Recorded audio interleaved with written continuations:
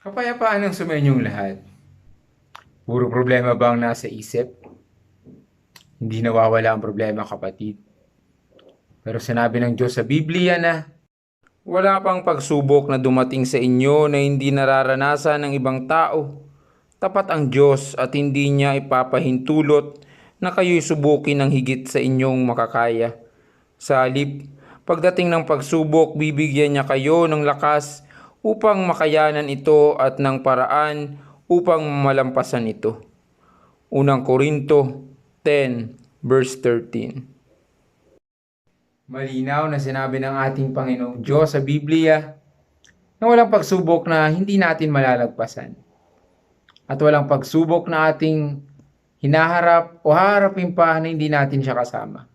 Kasama natin ang Diyos. Ganun niya tayo kamahal.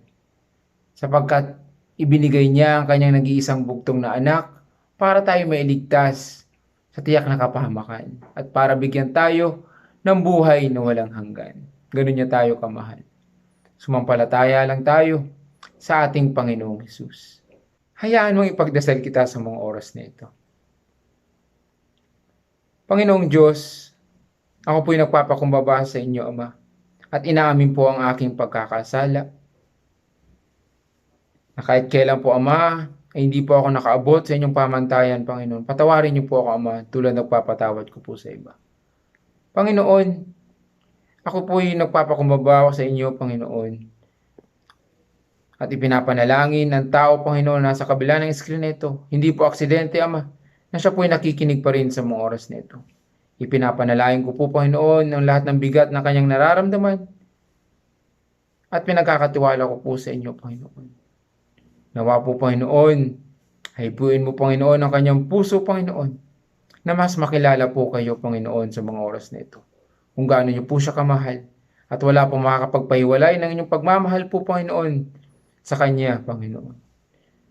Sa Kanyang mga kamag-anak, kaibigan, at mga mahal sa buhay, Panginoon. Ikaw po makita, at ikaw po, Panginoon, na maparangalan sa Kanyang buhay. Ganun niyo po kami, Ama, kamahal. At ito'y binabalik po namin sa inyong karangalan, Ama, sa kapangyarihan ninyong banal na Espiritu na nagari sa aming buhay, sa banal na pangalan ni Jesus, na aming personal Diyos, tagapagligtas, ang tanging daang katotohanan at buhay sa inyo, Ama. Ang pangalan sa lahat ng pangalan, ang Diyos sa lahat ng Diyos, ang Hari ng mga hari. Si Jesus ang aking Diyos, si Jesus ay Diyos. Amen. Naway payapa na ang kalooban mo, kapatid. Mahal ka ng Diyos. Shalom.